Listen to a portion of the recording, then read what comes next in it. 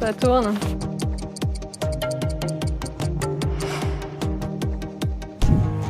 Alors bonjour Pablo Servigne, on se retrouve ici dans le cadre du Festival international du film des droits humains et qui est un peu chamboulé cette année évidemment par le coronavirus. On va y revenir tout à l'heure, donc ici toutes les discussions se feront sans public et seulement en live stream. On va en discuter, mais d'abord je réexplique le concept de l'interview. Donc on est dans une interview 10 minutes chrono, c'est-à-dire qu'on parle ensemble pendant 10 minutes. Okay. Je vais même lancer le chronomètre parce que sinon moi j'arrive pas à suivre. Et donc pas de coupe au montage. Ça marche? Ok, ça marche. Pour toi, c'est ok? On a dit qu'on se tutoyait. Ok. Donc, dans 10 minutes, le collapse est prévu. C'est parti. Ça va sonner. Pablo Servigne, 42 ans, né à Versailles, mais la vie de château, ça fait longtemps, je crois, que tu l'as quitté pour aller vivre à la campagne avec ta famille.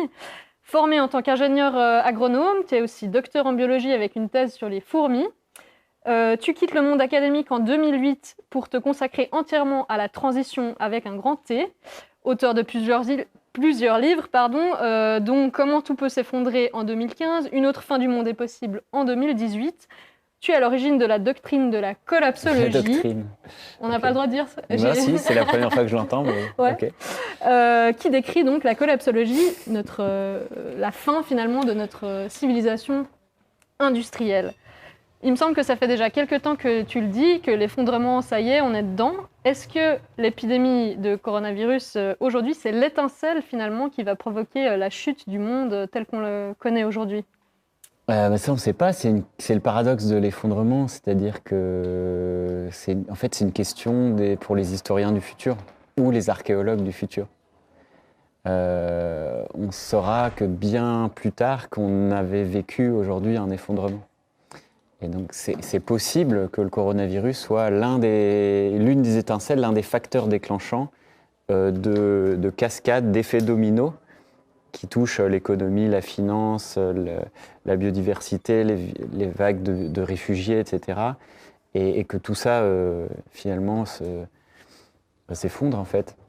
Alors, plus ou moins fort. C'est peut-être pas la fin de tout, mais en tout cas, c'est la fin de certains mondes. Et ça peut avoir quand même des conséquences irréversibles. On le voit au niveau climatique. Là, il n'y a plus de retour à la normale possible. On a passé des seuils d'irréversibilité. On va vers des trajectoires inconnues que l'être humain n'a pas connues depuis des millions d'années. Donc on va, c'est possiblement vers des ruptures irréversibles. Là, on voit justement que ce coronavirus au niveau mondial, c'est déjà en train d'impacter quand même pas mal les systèmes économiques. C'est le premier effet sur la mondialisation aussi des échanges, la globalisation. Est-ce que finalement ça te réjouit un peu parce que c'est un peu la fin du capitalisme, non ? Pas sûr, parce que le capitalisme, quand même, c'est nourri des chocs. Enfin, c'est la théorie de Naomi Klein, la stratégie du choc. Et que c'est vraiment un système extrêmement résilient qui se régénère et qui se nourrit des chocs, justement, des perturbations. C'est pas sûr que ça soit la fin du capitalisme. Ça peut être le début d'une démondialisation, enfin même si ça a déjà en fait un peu commencé, mais disons qu'un approfondissement, une accélération de la démondialisation. Le virus, il est intéressant parce qu'il prend une photo de la vulnérabilité de notre monde, qui paraît extrêmement puissant, mais qui est paradoxalement vulnérable. Et en fait, en interconnectant tout, globalement, avec des chaînes hyper longues, des chaînes d'approvisionnement en flux tendu, sans stock, on a fragilisé en fait l'économie mondiale. Et une étincelle fait que tout le choc se répand très vite et perturbe. Donc on est arrivé aux limites d'un système globalisé, et là peut-être qu'on va démondialiser, retrouver des petites échelles, retrouver plus, voilà. Et ça va totalement à l'encontre de notre idéologie, de notre imaginaire libéral qui veut que tout soit ouvert, tout soit toujours le village planétaire, plus de frontières. Mais revenir etc. au local, ça ne veut pas forcément dire se renfermer sur soi-même. Alors voilà, c'est ça l'enjeu. On pourrait, il peut y avoir des risques de renfermement, des risques identitaires. On le voit avec le virus, il y a vraiment des phénomènes identitaires. On ferme des frontières, on en profite. Enfin, des gouvernements en profitent du virus pour empêcher les migrants de passer, etc. Donc il y a des risques effectivement identitaires, réactionnaires, autoritaires. Et il y a aussi une possibilité, et c'est là que tout va se jouer, d'aller vers du local avec plus d'autogestion, plus de démocratie, avec des liens et des échanges. Par exemple, aujourd'hui, on a décidé dans notre système économique de faire traverser toutes les marchandises et de bloquer les humains, sauf les touristes, les humains riches. Donc c'est un choix politique, clairement. On pourrait inverser, on pourrait voir d'autres modèles de société émerger. Donc là, vraiment, on vit une époque passionnante où on peut basculer vers le plus sombre et aussi on peut déverrouiller pour aller vers du meilleur. Maintenant, il y a un degré de liberté qui s'ouvre. Oui, justement, l'effondrement, des fois, ça sous-entend quand même dans le terme quelque chose un peu qui fait peur parce que c'est des changements un peu brutaux, radicaux, très rapides. Mais finalement, est-ce que l'homme, c'est pas quand même le champion de l'adaptation donc, Et la femme. Oui, l'humain, je devrais dire l'humain. Ouais, on est les champions de l'adaptation et en même temps, on est les champions des catastrophes. Hein. C'est tellement déprimant aussi des fois. Et c'est pour ça que je dis que tout est ouvert. Mais il y a un biais aussi dans cette question, c'est-à-dire que beaucoup de gens imaginent dans notre époque qu'on va s'en sortir aussi grâce à la technologie, grâce aux scientifiques qui nous trouveront bien quelque chose. Le progrès, c'est un mythe comme ça très puissant. Et puis, parfois, l'adaptation, ça peut être pris dans ce contexte, c'est-à-dire, on s'adaptera avec des nouvelles technologies, mais l'adaptation, ça peut être des chasseurs-cueilleurs qui vivent de rien du tout, de frugalité, de sobriété, en équilibre avec leur écosystème. Donc, l'être humain, il s'est toujours adapté ou pas. Ceux qui ne sont pas adaptés, ils sont effondrés. Et aujourd'hui, on est les descendants de ceux qui se sont adaptés. Mais ça, c'est le monde vivant. Des Néandertals, Le monde vivant marche comme ça. Les bactéries qui ont 4 milliards d'années, elles se sont adaptées. Aujourd'hui, il y a plein de bactéries partout, sur ma peau, partout. Et elles se sont adaptées aussi. On n'est pas non plus les super champions de l'adaptation. C'est pas la fin de l'humanité, en fait. Et en fait, moi, en tant que biologiste, et ça, j'ai mis longtemps à le comprendre, l'effondrement, ça veut dire la renaissance. C'est évident. Dans la nature, il y a des écosystèmes, des forêts qui brûlent, qui renaissent, qui repoussent. Tout est... les biologistes appellent ça les cycles adaptatifs. C'est-à-dire que les systèmes complexes, en fait, ils passent par une phase de croissance, de stabilisation, d'effondrement, de réorganisation, de croissance, de tout. Même les corps, les individus, les écosystèmes, les sociétés, tout. Et pour moi, ça fait partie des principes du vivant, de la dynamique. Un grand effondrement... c'est une grande réorganisation et puis ça va repousser. La forêt, c'est parce que le grand arbre s'effondre que les jeunes pousses peuvent émerger dans la clairière.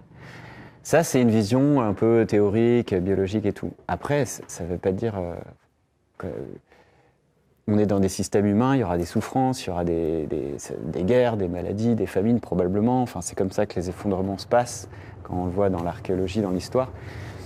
Donc, c'est pas si simple que ça. L'espoir d'une renaissance, c'est à nous de le construire et ça ne viendra pas tout seul. C'est pas automatique. C'est pas automatique que le capitalisme il va s'effondrer et puis tranquillou, on va refaire naître quelque chose de nouveau. Non, il y aura des luttes, il y aura des conflits, il y a déjà des conflits. Et en fait, il y a des effondrements, les effondrements au pluriel ont déjà commencé. Il y a des classes sociales, des cultures, des langues, des pays qui se sont déjà effondrés. Des individus, enfin voilà. C'est quoi pour toi aujourd'hui peut-être justement l'enjeu vraiment de la transition ? Il est politique, il est au niveau de recréer du lien entre les gens ? Ouais, il y en a plein d'enjeux, mais tout est politique de toute façon. Donc, c'est juste l'organisation. Mais c'est des décisions politiques qui vont aller dans la bonne direction ? Ça dépend par décision politique. Est-ce que tu entends les démocraties représentatives qui sont structurées en partis, etc. Ça, c'est la politique, je ne sais pas comment l'appeler, politicienne, bref, telle qu'on la connaît. On est né dedans, on baigne dedans.